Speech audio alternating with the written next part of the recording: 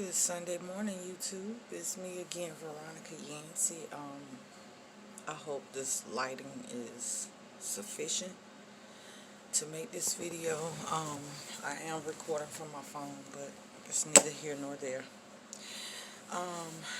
Today is November 1st, 2020, and this time frame is usually observed and recognized for the Day of the Dead. This is a time to honor our ancestors, our loved ones who passed on, whether they're in our bloodline, whether they were people of the community or just people of the world who had a positive impact on the earth. So I wanted to do a little talking about that.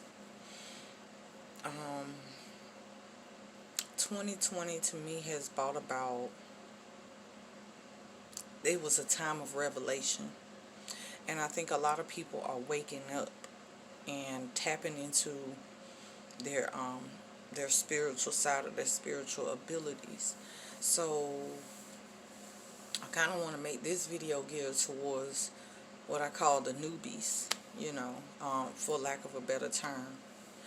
But just want to talk to people because Halloween has been so demonized by Hollywood and Western society and religion and things like that. Here in the Western world, in the United States, this is a time where they promote ghosts and dark things, and this is not to discount the facts that spirituality does exist in high and low places. So there are dark energies that I'm not going to not acknowledge. However, this time, recognizing many different cultures of the world is used to observe, to remember people who have passed on. Now, every single one of us, regardless of our culture, our color, our race, or whatever, we all have ancestors. And so I want to encourage people, regardless of your religion, your background, or whatever, this is a time to honor your ancestors, okay?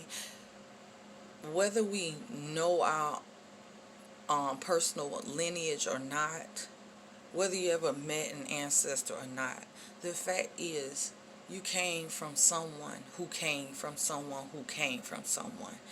And that exists in your DNA and in your bloodline.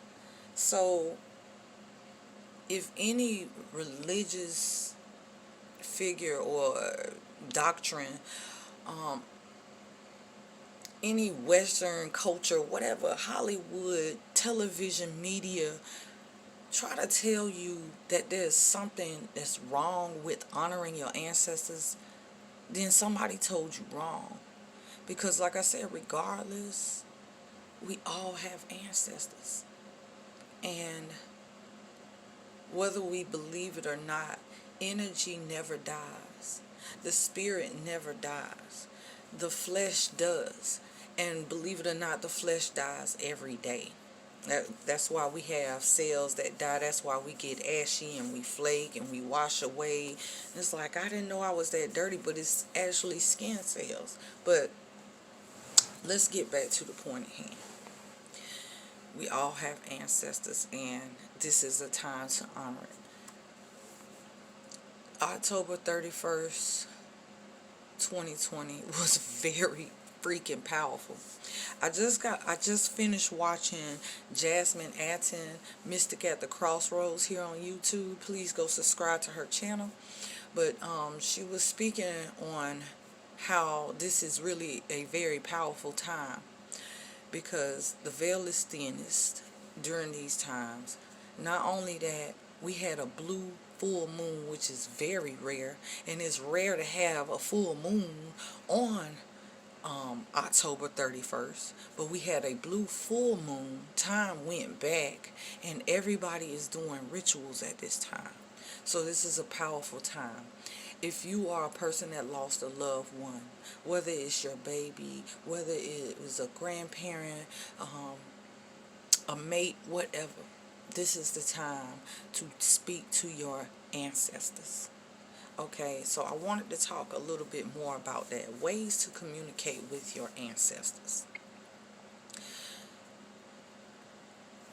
Something as simple as a white cloth, a glass of water, and a candle is a way to honor your ancestors. And allow me to explain, okay? The color white, we always know that it represents purity, but it also represents light. So when you lay down a white cloth, okay, this is like a landing strip for your ancestors. Think of it like an airplane coming down on a landing strip. This white cloth represents a place for your ancestors to come and lay, or not lay, okay, lack of better words, a place to come, a place observed for your ancestors, okay. And then the candle, the fire, the element fire itself is powerful, but it lights the way for your ancestors. And the water serves as a conduit for the ancestors. You understand? Water is very powerful. So these elements, these are ways that you can make a space to open, a space to speak to your ancestors, to work with your ancestors, okay?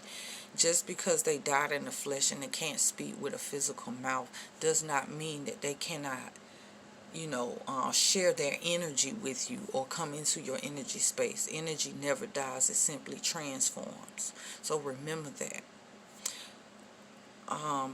Offerings, again, water, fire, or light. Okay, these are the basics, but you can also make offerings of fruits and vegetables and grains and spirits or liquor. You understand? You can pour liquor or libations to your ancestors on the ground or in a calabash. As you pour or as you make these offerings, you want to speak your intentions as well as to why you're making the offerings, because communication is important. You understand? And that's the element of air. So as you speak your intentions and as you speak, you are sharing elements, and it's all powerful.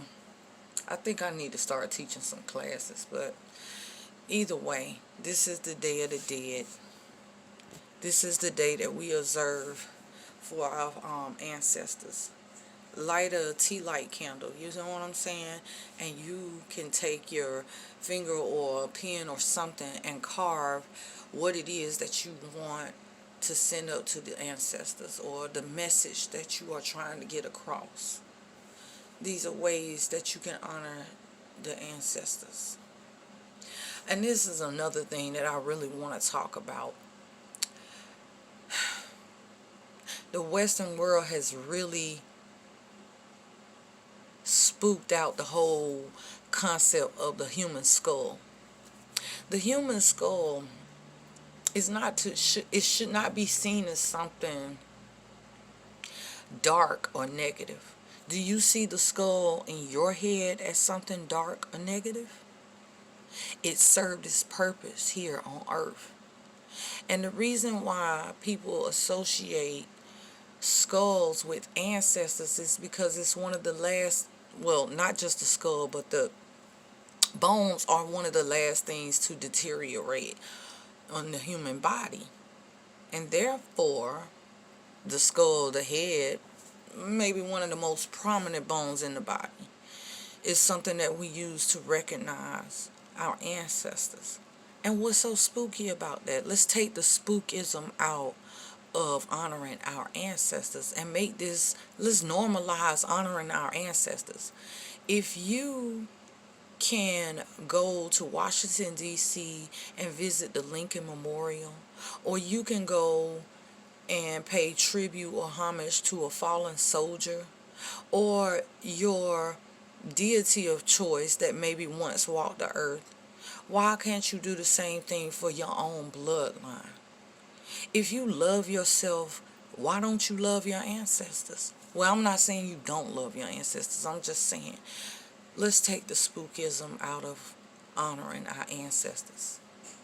Peace and blessings, and thank you for listening.